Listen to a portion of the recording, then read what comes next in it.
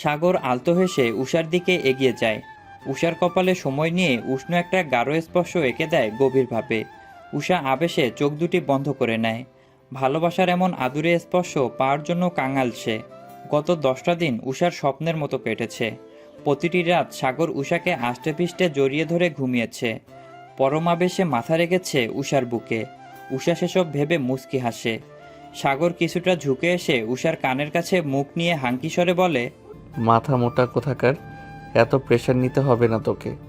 যা করতে বলা হয়েছে তাই করবি। রোজা রেখে এত চিন্তা করতে হবে না। আজকে ইফতারে সবাইকে দাওয়াত দেওয়া হয়েছে। তানহার পরিবারকেও দাওয়াত দেওয়া হয়েছে, প্রিয়তাদেরও। ও তাই বলেন। বড় আব্বু তো বলেছি। বড় আব্বু কিরে? বাবা বল। বাবা, তোর শ্বশুর আব্বা উনি। উষা মিষ্টি করে হেসে মাথা নাড়ায়। হুম, বাবা তো বলল কিছুদিন পরে ইফতারের দাওয়াত দেওয়ার প্ল্যান ছিল, তাহলে আজকে হঠাৎ? উফ, এত কথা বলিস কেন? আগে দিলেও যা, পরে দিলেও তা। এখন আমার কাছে আয়, একটু ঘুমাবো আমি। কি ওষুধ খাওয়াস আমাকে? চোখ থেকে ঘুম সরাতেই পারি না। ঘুমান না? না করলো কে? আমি নিচে যাই, সবার সাথে একটু সাহায্য করি। এত পাকামো করতে হবে না তোকে। এইটুকুন শরীরে এত কিছু সইবে না বেব। কথাটা শেষ করে উষাকে কিছু বলার সুযোগ দিল না সে। একটানে উষাকে নিজের কাছে নিয়ে এলো। তারপরে নিজের সাথে আষ্টেপৃষ্ঠে জড়িয়ে ধরে শুয়ে পড়ল। মুখ গুজে দিল উষার গ্রীবাদেশে। নিজের খোঁচা খোঁচা দাড়ি দিয়ে এক উষ্ণ ঘর্ষণ সৃষ্টি করে সেথায়। এমন স্পর্শে কাঁপন ধরে উষার সর্বাঙ্গে। সে মিছে রাগ দেখিয়ে বলে, এই অসুস্থ অবস্থায় ও এত জোর দেখাতে হবে আপনাকে? হাতে ব্যথা পেলে তখন। আর আমাকে ছাড়ুন। আমি কি এখন এই দিনের বেলা দরজা আটকে আপনার সাথে শুয়ে থাকবো? আজব।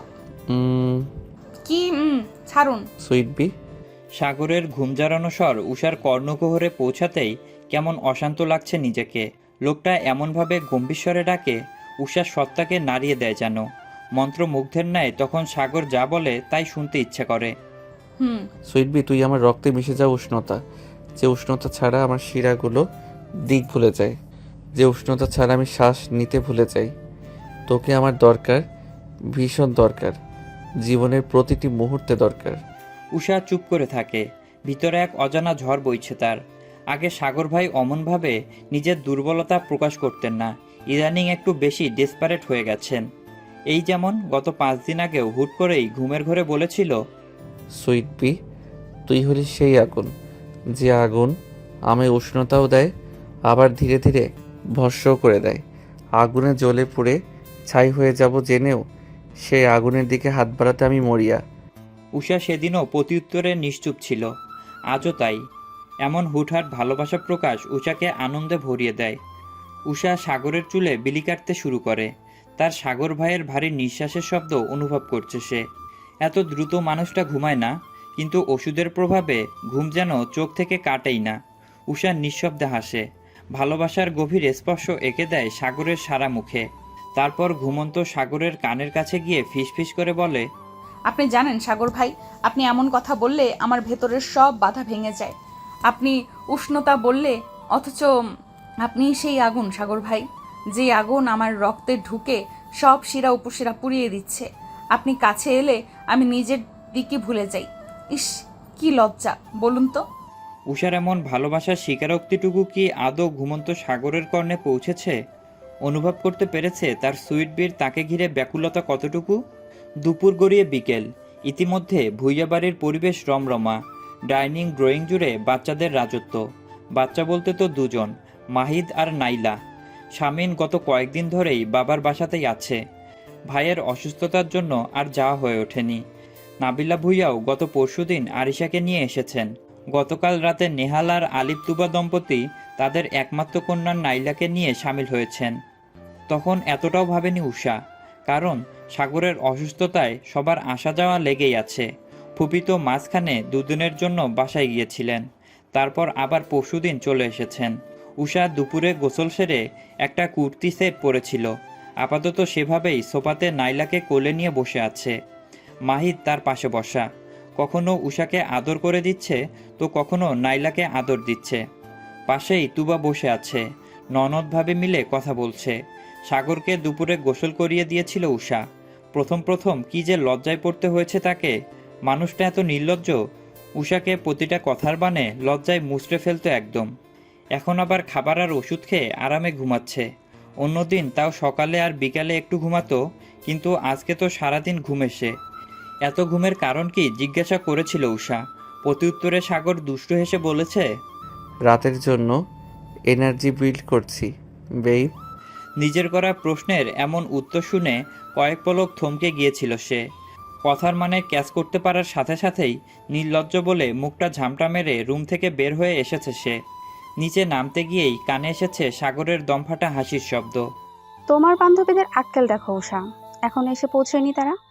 ওদের জন্য বসে থেকে লাভ নেই। আজান দিলে নামাজটা শেষ করে রেডি হতে হবে তোমাকে। উষা ভাবির কথায় সজ্ঞানে ফিরে এলো। ভ্রুকুসকে সংদিগ্ধ দৃষ্টিতে তাকিয়ে রইল কিছুক্ষণ। প্রশ্নাত্মক স্বরে বলল, আমি একা কেন? তোমরা রেডি হবে না? হ্যাঁ হ্যাঁ, আমরা সবাই রেডি হব। সাদাব নিজের ঘরে রেডি হচ্ছে। এখনই বেরোতে হবে ওদেরকে।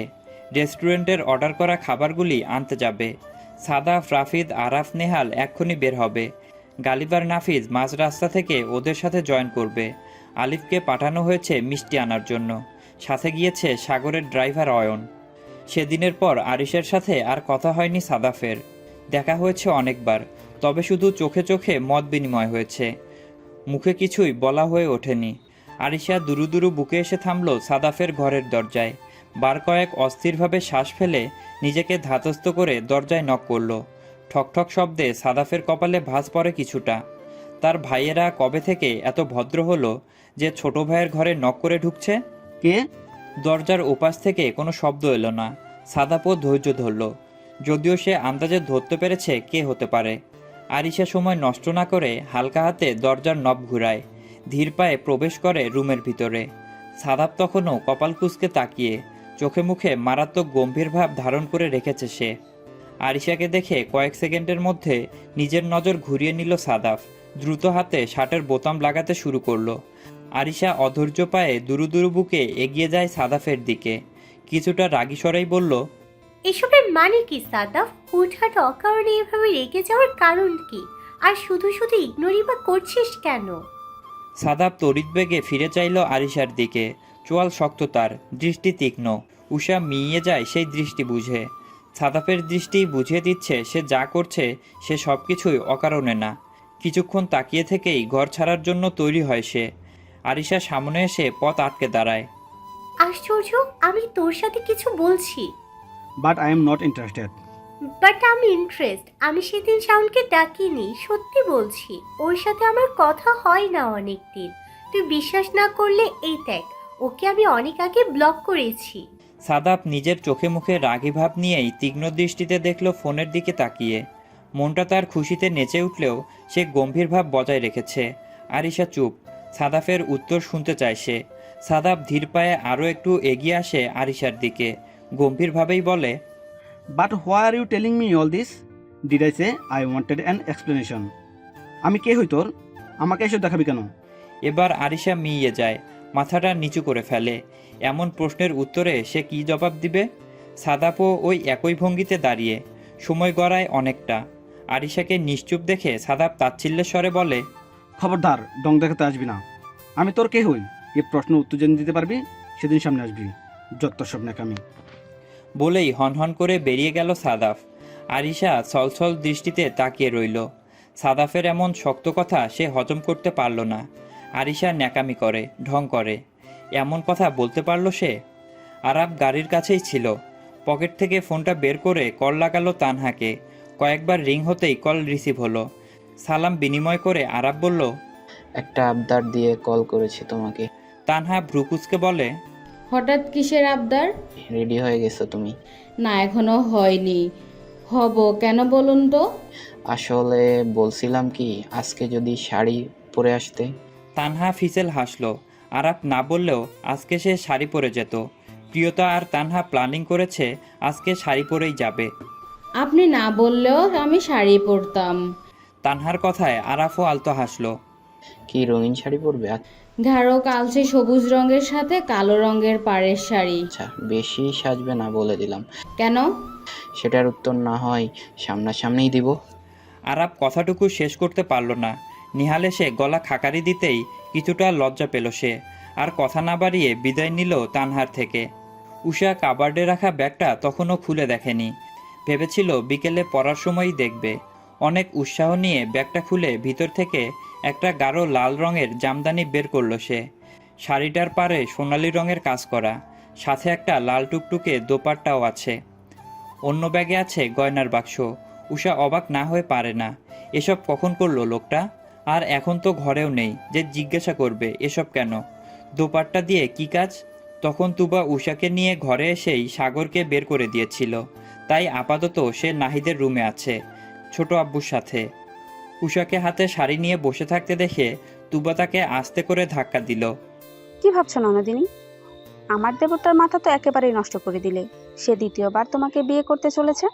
সবাই কত করে বললো যেন ঈদের পরে না হয় আরেকটু বড় করে আয়োজন করা হবে, কিন্তু সে অনড়। সে আজকেই আবার বিয়ে করবে। যেহেতু তোমাদের ডিভোর্সের কাগজটা চলে এসেছে, তাই বিয়ে পড়ানোটা এখন দরকারি বলা চলে। আমি সেসব ভাবছি না। এই যে বাপ চাচাদের সামনে ছেলেটাকে নির্লজ্জ বানালে, এটা কি কিছু হলো? আমি আবার কি করলাম? আমি কেন তাকে নির্লজ্জ বানাবো? সে নিজেই আস্ত একটা অসভ্য নির্লজ্জ। ইস, সে নিজে? বাবারে, এক সন্তানের মা হয়ে গেলাম, এখনো পারলাম না এভাবে সম্বোধন করতে। যাই হোক, বাদ দাও, কথা কম বলো, আগে তৈরি হয়ে নাও। কিন্তু ভাবি, আমার খুব ইচ্ছে ছিল আমার বিয়েতে এবার হলুদ মেহেদি সহ সব প্রোগ্রাম হবে। তোমার বাবা চাচাদের তো চিনোই, এসব কিছু হবে না। তোমার এক্সাম শেষে শুধু বড় করে রিসেপশনের আয়োজন করা হবে। যেহেতু স্বামীনের বিয়ের সময়ই একবার ধুমধাম করে বিয়ে হচ্ছে। উষা আর কথা বাড়ালো না। সে জানে তার বাবা চাচাদের স্বভাব। তানহার পরিবারকে নিয়ে আসার জন্য ভুইয়া বাড়ি থেকে গাড়ি পাঠানো হয়েছে।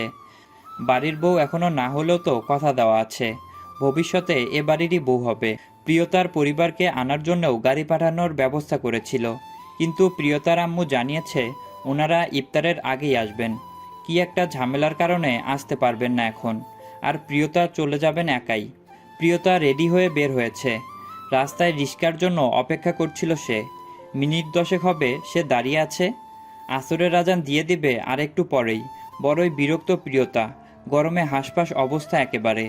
দাঁড়িয়ে থেকে সময় নষ্ট না করে সে হাঁটা ধরল রাস্তা ধরে। সামনের মোড়ে গিয়ে যদি কোনো রিস্কা পায়। আবার শাড়ি পরে এভাবে হাঁটতেও অস্বস্তি হচ্ছে। মিনিট 5 হাঁটার পরেই রাস্তার কিনারা ঘেঁষে একদম প্রিয়তার কাছে এসেই থামল একটা সাদা রঙের গাড়ি। নিজের অস্তিত্বের এত কাছাকাছি গাড়ি দেখে আত্মারাম খাঁচা ছাড়া। যদিও স্পিড খুব কম ছিল, তবুও দারুণ ভয় পেয়েছে সে। হাঁটা থামিয়ে গাড়িটার দিকে তাকিয়ে রইল প্রিয়তা। ন্যানো সেকেন্ডের ব্যবধানে গাড়ি থেকে নেমে এলো কালো রঙের পাঞ্জাবি পরিহিত উজ্জ্বল শ্যামবর্ণের এক যুবক। যুবকটিকে চিনতে প্রিয়তার বেগ পোহাতে হয়নি। সে অবিশ্বাস্য স্বরে বলল, আপনি এখন এখানে? কোনো দরকার ছিল এদিকটায়? গালিব ডান হাত দিয়ে মাথার পেছনের অংশটুকু চুলকাতে থাকে, সাথে বিড়বিড় করে বলে, আমার সব দরকার যার কাছে, সে আবার বলছে এদিকে কোনো দরকার নেই। প্রিয়তা বিড়বিড় করে বলা কথাটা বুঝল না। সে ভ্রুজোড়া কুঞ্চিত করেই বলল, জি, কিছু বলবেন? না না, তুমি কি উষাদের বাসায় যাচ্ছ এখন? হুম। গেট, আমিও ওখানেই যাচ্ছি, চলো একসাথে যাওয়া যাক। যদিও তোমাকে দেখে মনে হচ্ছে তুমি বিরক্ত, রিক্সা পাচ্ছ না মেবি, আমার থেকে লিফট নিতে পারো, পার্টনার হিসেবে খারাপ না আমি, বিরক্তি ভাবটা থাকবে না। প্রিয়তা আলটো ঠোঁটে লাজুক হাসল। গালিব মোহচ্ছন্ন দৃষ্টিতে তাকিয়ে দেখল তা। By the way, we are same, you know, you are looking gorgeous, beautiful. এমন সুন্দর ফুল কেউ ভালোবেসে না থাকতে পারে? গালিবের থেকে প্রশংসা শুনে যতটা খুশি হয়েছিল প্রিয়তা, শেষের কথায় ঠিক ততটাই মন খারাপ হয়ে গেল তার। পুরনো ক্ষত তাজা হচ্ছে যেন। প্রিয়তা কত খুশি ছিল এই শাড়িটা পরার সময়, বারবার মনে আসছিল এই শাড়িটা পরে কি উনি আমাকে দেখবেন? এমন অদ্ভুত ভাবনা মনে আসতেই মনকে আচ্ছা রকমভাবে গালমন্দ করেছে সে। কী সব নষ্ট চিন্তাভাবনা তার মাথায়। গালিব গাড়ির দরজা খুলে দাঁড়িয়েছিল। প্রিয়তা কথা না বলে চুপচাপ গাড়িতে উঠে বসল। দীর্ঘক্ষণ গাড়ির ভিতরে নীরবতা চলল। গালিবও আগ বাড়িয়ে কিছু বলেনি। নীরবতা ভাঙল প্রিয়তাই। সে অন্যমনস্ক হয়ে বসে থেকেই বলল, আপনি যে সেদিন বললেন সময় সব বদলে দেবে, সেই সময়টা কবে আসবে? সময় কি আমার জন্য অপেক্ষায় আছে, নাকি আমি সেই সময়ের অপেক্ষায় আছি? আসলে কি আমি সব ভুলে যাব, যেতে পারবো? গালিব এমন শক্ত কথায় নিশ্চুপ রইল কিছুক্ষণ, তারপর গমগমে গলায় বলল, শুনো, শুনছি, বলুন। গালিব ড্রাইভের ফাঁকে এক পলক চাইল প্রিয়তার দিকে, একটা দীর্ঘশ্বাস ফেলে বলতে শুরু করলো, একটা প্রবাদ বাক্য আছে না, যে সময় এবং স্রোত কারোর জন্য অপেক্ষা করে না। এই চিরন্তন সত্য বাক্যটি যেন প্রতিটা জীবনের গায়ে অদৃশ্য কালি দিয়ে লেখা। সময় নির্লিপ্ত এক পথিক। সময় কখনো থেমে থাকে না, ফিরে যায় না, কাঁদে না, হাসেও না, শুধু চলে। সমুদ্রের ঢেউয়ের মতো এক নাগারে, নদীর স্রোতের মতো অবিরত। আমরা থেমে যাই, হোঁচট খাই, পিছনে ফিরতে চাই, অথচ দেখো, সময়ের কাছে ফিরে যাওয়ার কোনো পথ নেই। মনে হয় না সময় যেন সেই দ্রুতগামী ট্রেন, যা ছুটছে অবিরত, অনিয়ন্ত্রিতভাবে। তবে সেই দূরগামী ট্রেনের নির্দিষ্ট গন্তব্য আছে, কিন্তু সময়ের কোনো নির্দিষ্ট গন্তব্য নেই।